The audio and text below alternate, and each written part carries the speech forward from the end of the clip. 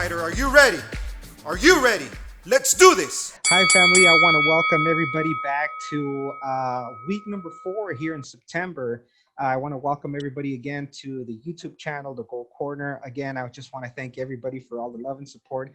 Every week, our audience keeps growing, and we just want to say thank you so much for all of that, for all the love, for all the support. If you haven't done so, hit the little gold ribbon icon here so you can subscribe to our YouTube channel, The Gold Corner, and so you can hear all these stories. This week, this month of September is, of course, very special because it is Childhood Cancer Awareness, but it is also Hydrocephalus Awareness Month and NICU Awareness Month. And so I wanted to also feature some of those stories. I have the honor and the pleasure of having our next guest, and it's an honor and pleasure. This family, this little boy, I know personally. They're very good friends of mine. If you know a little bit about the fighting scene or know about the fighting scene, you will know who our next guests are. Unfortunately, Dad couldn't join us. He had something come up, but Dad, Ray Borg, UFC veteran fighter, and we have Amanda Borg, who is also a professional MMA fighter and a professional boxer. So you want to talk about fighters, you want to talk about warriors. And I've told them before, and I'll probably tell them again, as good and as awesome fighters as they are, they're never going to be as good and as bad fighters as their son, little Anthony. So we were friends. We actually known each other for a couple of years. We met in the fight scene when I would go to Albuquerque and ref a lot of fights, and we became friends when we started going. When we had our situation with our daughter, both Ray and Amanda were always there for us, were always there for me. They would send me messages and they would support. A couple of years later, their little boy Anthony would be born. So I'm going to go ahead and let Amanda come in and tell us the story of Warrior Bubba, as they call him, a little boy that, again, I've known personally. I've had a chance to carry him, and it's always a great time when I go over there and I talk to them. So, Amanda, I know your little He's Bubba's trying to jumping take off around. my hat right now, and he Uh-oh. wants my full attention, so I apologize. No problem, no problem. Well, Amanda, I wanted to say thank you so much for being a part of the Gold Corner, for telling us the brave story of Warrior Anthony. So the floor is yours. Talk to us, and we can't wait to hear your story. Okay, so I guess getting started, we actually had no idea what hydrocephalus was, or even that Anthony had it. So he was actually born 6 weeks early. And I had him at 34 weeks, and we were in the NICU. I have no idea what you want, but we started actually in the NICU here in Albuquerque, and we were there for 3 weeks. And as each week had gone by, I just kept saying, "You should be closer to coming home. You should be closer to coming home," because I was a NICU baby, and my mom just kept telling me, 2 weeks tops, Mija, and he'll be home. Don't worry, 2 weeks tops. And so we were just very anxious for him to get home. And then I remember one evening we went home, and I was getting ready the next morning to go over there to take him some breast milk or whatnot. And the doctor called me to let me know that he had a brain bleed, and they had to do a scan, and it showed that he had a brain bleed, and they told me he had hydrocephalus and he was going to need surgery. And I had no idea what they meant. And the doctors here actually probably scared us a little bit more than what we should have been, because they made it sound like Anthony needed to immediately go into surgery or he wasn't going to make it.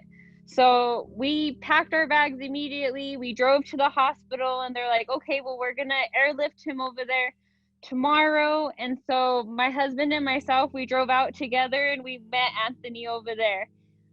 As we got to the hospital in Colorado, which is Children's Hospital of Colorado, it's probably the most amazing hospital I've ever been to. They just had a little bit more comprehension of what was going on. So they saw Anthony, and they were just like, "Oh, this isn't as bad as what we've seen," because a lot of the time you could see that in an infant's head that their heads grow, and that's the whole reason that we found out that he had it is one of his NICU nurses, Jerry, here in Albuquerque, had him a couple of times over the last few weeks, and she had noticed his head was growing, and she measured it, and sure enough, we found out he had it. But when we got to the hospital in Denver, we waited a few days, and then they gave us his first brain surgery. And immediately after he got out of surgery, they did another MRI to see where the shunt was placed and how it was doing, and they didn't like the way it was placed. So we had to go in for another surgery, I think within 3 days of being there. So his fourth week of life was super rough, having surgeries back to back and just kind of getting some of that pressure off of his brain and his head because he was sleeping a lot. And even I think at 3 weeks old, he would have been awake a little bit more. But we just had a tremendous amount of support from everybody here at home, just teammates, former teammates, coaches, family, friends. We just had like an outpouring amount of support. It was really awesome. And we were able to come home, I think, when he was finally, I want to say 10 weeks old. We finally made it home. And then we had our little adventures that kind of started here in Albuquerque. And just, I guess the problem is that the fluid or where it was draining was just not in a good spot for Anthony, and it kept leading to shunt failure. So we went through, I think we would get home and be settled in. He would start seeing his occupational therapist and his teachers, and everything would be going smoothly. And then out of nowhere, there would be a shunt malfunction. So we were in and out of the hospital, I want to say like once a month. And it was super hard. You really don't understand the quality of a hospital until you've been to a few of them. And just here at UNM compared to the Children's Hospital in Colorado, the doctors and the nurses in Colorado were just so much more educated about hydrocephalus. And I remember one of the nurses over here, when he was having a shunt malfunction, she said from a nurse's standpoint, it doesn't look like he has any neurological problem right now. And she thought my husband and I were sleeping and we didn't hear her. And then immediately the next day, another neurosurgeon came in and said, yeah, his shunt's failing. We need to put him into surgery immediately. But they had us waiting, I think, an entire week almost before they wanted to give him surgery. And with this condition, it's just like you don't have a lot of time, especially when they're that small, depending on how much pressure and how much fluid is being like pushed on your ventricles. It could really cause some brain damage. And so she apologized to us the next day after they told us that he was going to be going into surgery. But it's really a wild ride, and we're just so blessed that finally after his last surgery that we had success with where the drainage tube was put, and with how surgery went. I think November 28th will be 2 years surgery free. But it's been a crazy ride. I think a lot of Anthony's fighting spirit and stuff is kind of what keeps me and Ray fighting, because we kind of just see it as he has to battle things every day, whether it's head pressure, whether he has a migraine or a headache, or if he's just not feeling it. We have to tell ourselves, like, he has it worse than us. All we have to do is go and train and put our effort into it and go fight. Anthony's fighting every day. So he kind of has just been like a really big motivation for both of us. And I think it's honestly, he just made us better people all around. Well, wow, that's yeah. I mean, so he's had several surgeries, right? Even before the age of 1. How many total surgeries has he had till now? So he's had 6 surgeries altogether. He had 2 brain surgeries out there, and then as we came home, everything was going smooth. He had started seeing an occupational therapist, and he started throwing up. And I think that's part of like it's kind of the hardest part, and it's hard to get people to understand that with his conditions, with the shunt malfunction, it almost looks like a bug or like a stomach bug or a flu. So he'll sleep a lot. he'll throw up, he'll carry a fever, and it's hard to how would you say it, to tell the difference between whether he's actually sick or if it was a shunt malfunction. Oh, So I see. it's kind of really taken us like a while to kind of learn which is which, and it wasn't the same as having a normal baby, because I could call my mom and I could be like, well, he's doing this and this and this, and she'll be like, well, he's just sick, just give it a few days. But then my husband will be like, I just have a gut feeling that something's not right, we need to take him in. And sure enough, we'll take him in, they'll do a MRI, and they've checked it, and it's been bad sometimes where his ventricles are actually really enlarged. And then the shunt, if it wasn't for the shunt, he probably wouldn't even be here. So we're just really fortunate to have that. But I think he had 2 surgeries in Denver, and then he's had 4 down here altogether. I think our longest hospital stay was this last one, where he had an infection and they actually had to put him an external shunt. So he had kind of like a whole tube and thing that was just hanging out of his head, and you could just see the spinal fluid where it was being drained in the tube next to the bed, and just how much he was getting drained and all that good stuff. But it's really hard to just see him have to go and lay in a hospital bed, and it's just like we've made so much progress. Like he's almost crawling, he's almost sitting up, he's almost able to hold his head up. And it was just really like a battle for a while, where I didn't even really know if I was going to get the opportunity to fight again, just because life would be going good, we would get inconsistent training, and then something would happen. And obviously, if it came down to it, if Anthony needed me, I could give up fighting for Anthony. And so, as far as the treatment plans, or where is he at right now, or what does he have coming up? I mean, where are you guys right now as far as treatments and all that goes? As far as treatment, he doesn't need anything at the moment.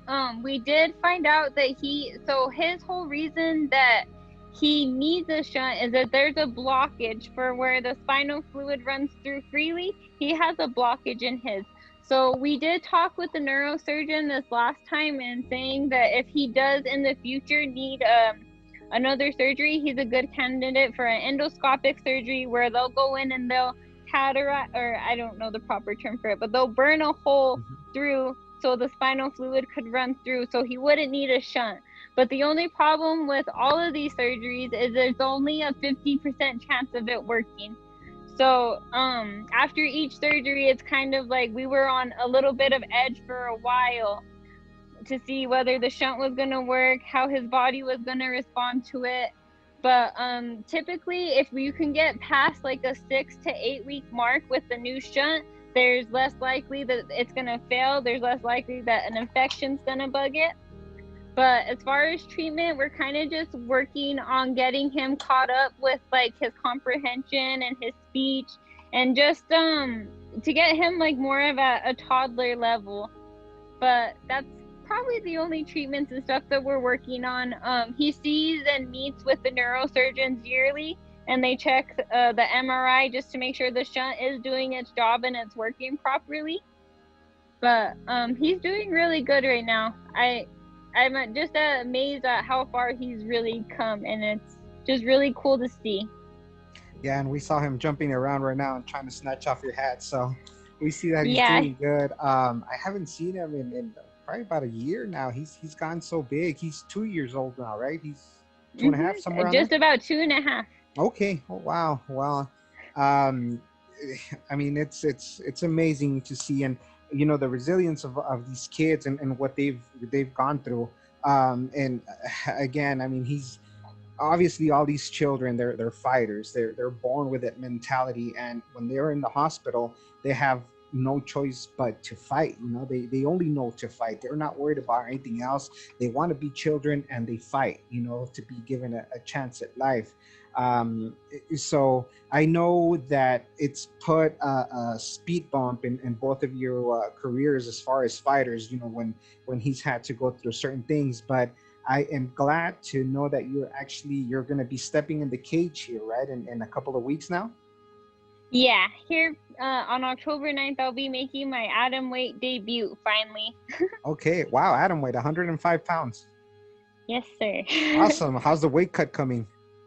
It's really good. We're not too far out, and Okay. I'm right where I'm supposed to be. So we're super excited for this. I just feel really blessed with the opportunity, considering that a lot of the people getting fights right now are only UFC fighters or Bellator fighters or higher up fighters. So the fact that I'm here in Albuquerque, New Mexico, and I got an opportunity to go out of state and fight for my family, it's just really awesome, and it's a blessing. That is, and of course, the warrior spirit of Anthony and all these other kids are going to be in your corner and will be in your corner. Your fight, you said it's going to be on the 12th. Is it going to be televised? And are you currently looking for sponsors? And do you guys also have like a page for Anthony, or do you guys have, I know you guys are selling T-shirts. Do you have all that information? I'll be posting that information, but do you have, or do you want to talk to us about a little bit? Yeah, so I'll be fighting on October 9th. It's a Friday on UFC Fight Pass. If you guys don't have the app, I believe they have a trial where you can try it out for my fight, and then you can cancel it after if you don't want to buy it. We do have Bubba Strong shirts available still. They're going to be found at TazMexApparel.com. And you could either find the link at TazMex UFC on Instagram or Mrs. Borg MMA on Instagram. All right, awesome. I will be posting those links as well here on the description of the video. So Amanda, thank you so much. Thank you for taking the time and doing this, and to be able to spread awareness for Hydrocephalus Month, and of course NICU. Again, if you've been in those places, you know exactly how hard it can be, how difficult it can be, not knowing how your child's going to be doing the next day. So before we finish this, is there anything you want to, or what can you leave us with? What can you tell these parents that are currently going through this, parents that have perfectly healthy children? Just anything you want to leave us with before we finish? Just be kind and be compassionate, guys. Just because somebody's child is different than yours, and they're not, and maybe they do have special needs or they do have cancer, just be aware that we still love our kids the same, and they're still super special to us. And just be very blessed that you never had to be in, because we've been in the hospital and we've had family come and visit us, family and friends come and visit us, and I've had to watch kids here at UNM be in there alone fighting cancer, and it's just really sad to see. So just count your blessings, be kind, be loving, be compassionate, and I think we could just make the world a better place, because these kids are blessings just like any other. We definitely can. And again, Amanda, I tell you, thank you and Ray for your friendship. Thank you for always being there for me and my family when we needed you guys. And I can't wait to go up to Albuquerque again and see you guys. Amanda, good luck on your fight. Again, I know you're going to have a bunch of little warriors behind you, and you're just being an example for all these parents. So guys, month of September, also NICU Awareness Month and Hydrocephalus Awareness Month. I am going to be tagging Ray and Amanda here on the video when I do upload them. If you want to sponsor, if you want one of these shirts, if you want to know a little bit more about baby Anthony, you can go ahead and click on there. You can even talk to them. You can ask them any questions. I know they'll be ready to lend an ear and talk to you if you need to. So thank you all once again for tuning in to this episode of the Gold Corner. Like I tell you all every week, remember to live each day to its fullest, because tomorrow is not promised, and just hold on a little while longer because we're almost home. God bless you. We'll see you next time.